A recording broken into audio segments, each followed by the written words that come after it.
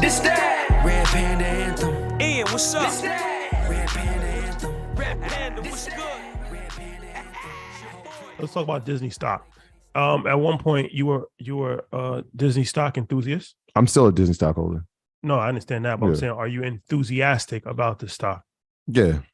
You are enthusiastic Yeah. about the stock? Well, because I'm doing it for long term. So like when I did it, So why are you enthusiastic for long term? it's the same. It was the same reasons then when we were in the pandemic, when I was talking about the parks and I was talking about opening. But I'm saying I'm talking about. I'm going in. I'm talking about the expansion with the parks. I was talking about streaming. I was talking about from a production standpoint. Even if you look from the Hollywood Reporter, right, their movies did $4 billion last year, which is by far. I mean, it blew out every studio. They're on pace. They have potential to do that every year, just from a production standpoint, from the films. But the expansion of streaming, like I said, I think is the biggest play here. The Hulu piece, they haven't really gotten Comcast over ownership just yet. But the Fox Searchlight part of it adds more catalog of content to their bureau. Obviously, we know from a licensing standpoint, with all their characters, they're in a position where they can have money just generate now. Like what we saw during COVID, the cruise ships took a hit, the parks took a hit. Mm-hmm. Will that happen in 2025?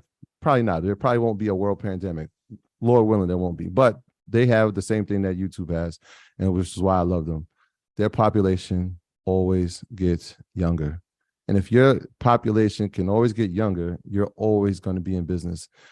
Kids will always have an affinity for business. Even in this era, because if they don't acquire Mr. Beast, which Mr. Beast may slowly be one of the people we need to watch out for in terms of taking something public in the next 2 years. But if they're not acquiring a bunch of those YouTube kids, will they really give a damn about Beauty and the Beast? And well, so that's the thing, right? That's why you have to create newer content, right? Because Beauty and the Beast doesn't mean like you can see it if you look at the views for like when they do these live productions of Beauty and the Beast or any of those like classical Disney stories. mm-hmm. Like, and shout out to her, I thought it was great, and The Little Mermaid was great too. But people, they're not really checking for it because those stories don't resonate with a younger this population, so they have to create it. So having that Pixar bag is vitally important, right? Because now you can create new characters. Like I told my son, I said, look, Buzz Lightyear didn't exist when I was a kid. Like he came out when I was a teenager, right? Like that didn't exist. These characters are like, they're out of somebody's mind, right? Like Monsters Inc. didn't exist, but those characters exist in our kids' world, right? And so like as long as they have the creativity and they have the production studios to create and be innovative, they're going to be great. And then Avatar too. Like if we're seeing what that's doing right now from just a box office smash and what they can do with that franchise and add it to the parks as well. There's just so many things I think they can do from a creative standpoint with content. for my technicians, if you draw your Fibonacci retracements, put your 100% level at top and 0 at the bottom. Disney was at $1.23 back in 1985. The high was $203.02. That was last year. The 38.2 level, which is $74.69. If it breaks underneath that, it's going to have a little bit of trouble. It really depends. The ability to survive during this recession, and once again, whatever's in between recession and depression, like that's what this category of the last 4 years would be called when it's all said and done. It's going to depend on if they can weather the storm. I do think they have some great assets, but at the end of the day, the splits on your net margin matters more than anything. The operating margin is too low. And if let's say we stay here for a decade, they're going to have a tougher time. But if they break underneath 76, I'm going to be a little bit worried overall. I still think it's a great company. I don't think it's going to die in the next 5 years. But I think we are going to start to see some of these generational companies slowly decay. They'll be around, but they won't have the impact that they did. I'm really interested in seeing what his plan is, especially over the first 90 days when he comes back. And that will be the telltale sign on what they'll be able to do. But they have to cut costs like crazy, and they have to get these margins to be a hell of a lot better. Yeah. And I think his succession plan is important, right? Because like he's coming back on an interim basis. And so one of the caveats of him coming back was to train the next person. He's only going to be doing this for 2 years. He came back out of retirement to right the ship again, but also train the next person. So that's important too. We just saw, like, obviously when you brought up the WWE, what having leadership come back can look like and what it can do for a stock. So that's important too. Hot take: if Disney falls to $59, they really should consider selling to Apple. I was going to say, what if they get acquired? Yeah, some of these companies are going to have to consolidate. Yeah. Not happening. Yeah, because of restrictions from the government. But what besides that, why do you think it wouldn't happen? I mean, there's already a pre-existing relationship there. Every year, Disney puts out a letter saying that they're not going to sell to Apple. Yeah, Disney. I think Disney is one of these companies. It's American culture. When you think about Disney, it's a staple in the world. So was the Clan. They were not as popular as they used to be either. The Clan, the Wu-Tang Clan? X-Clan? Which clan are you talking about?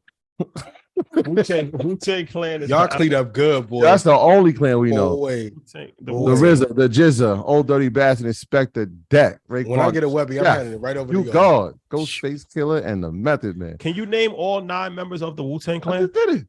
I can't. Only one I really like was Meth and Ghost. You didn't like Raekwon? What? He was solid.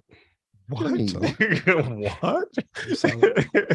He was solid. Oh man. He just didn't do it for me. I don't want no smoke either, Ray. Ray will pull up on you at a show.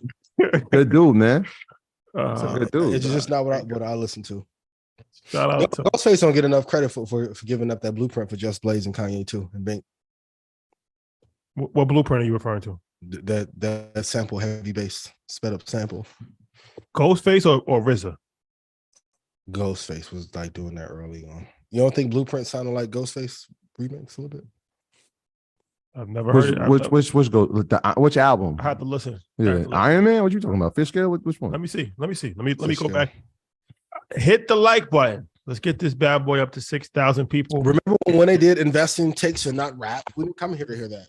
You guys are on One thing that is very true. You have to skew young. You have to skew young. Shout out to my boy Just. Yep. Shout out to Just. No business can survive if they don't skew young. No musician. Skewing young is the key.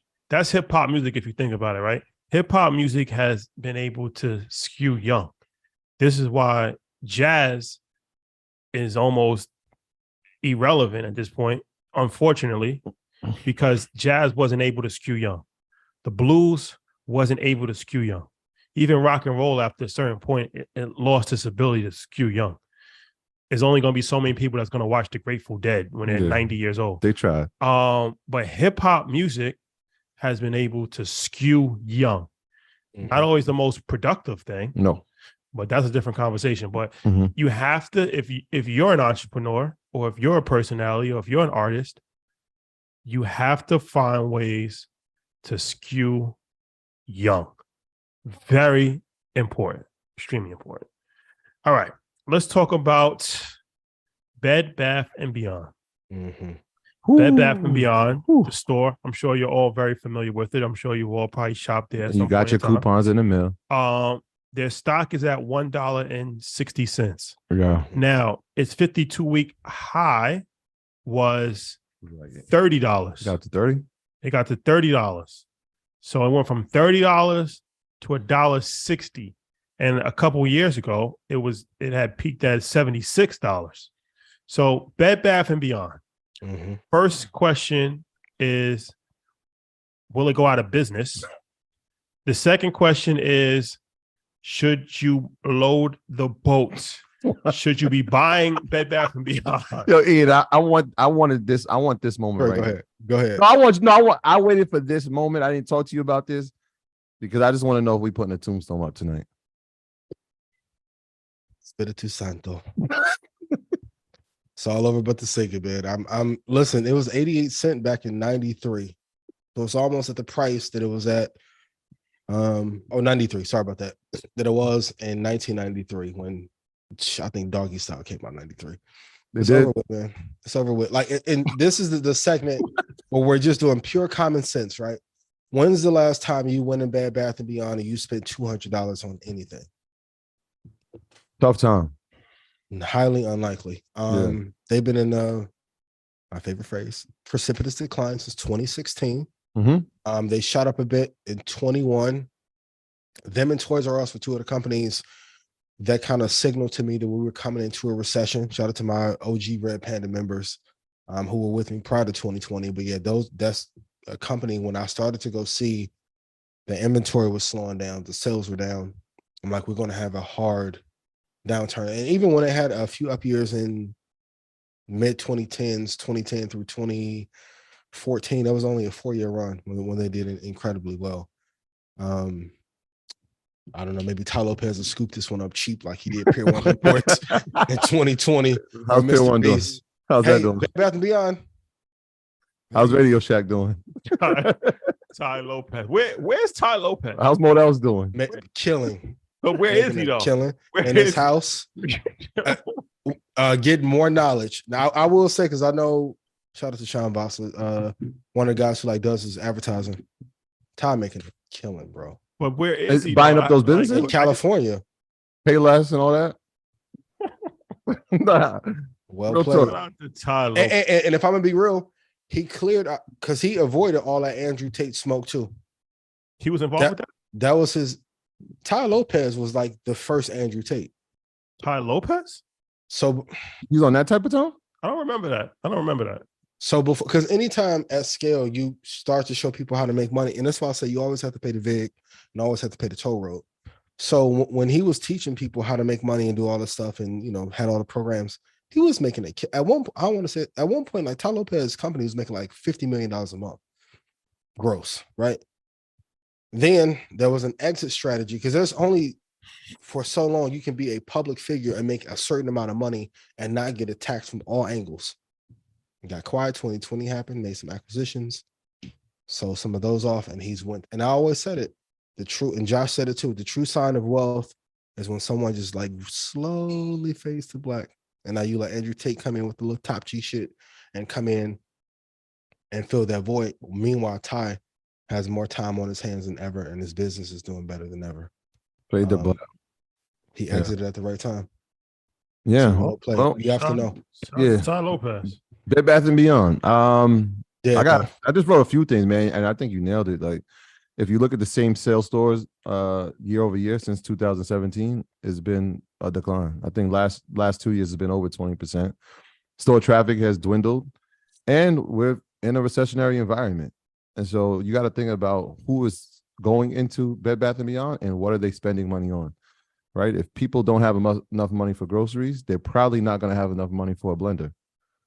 And candles or new pillows. It's just, I mean, you got to really decide on what you're going to be spending your money on. This that Red Panda Anthem. Ian, what's up? This that Red Panda Anthem. Red Panda, what's good?